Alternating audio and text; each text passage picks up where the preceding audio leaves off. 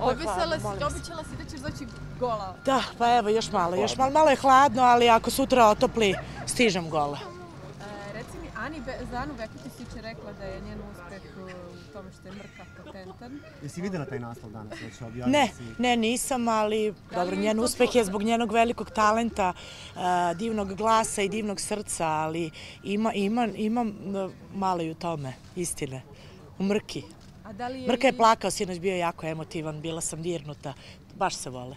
Jesi morala i ti da ga čuvaš, pošto su bila neke koleginice da ga čuvaju, da ne bi gledao sa strane? Ne, pa on može da gleda sa strane, čovjek ima oči, ali srce samo za Anu. Eto, hvala. Mnogo mi je hladno. Da li si čula za Sinana Sakića da je u kritičnom stanju? Ne, nisam. Zbog? U bolnici je, da. U bolnici je? Zbog? Pa, srčanih problema.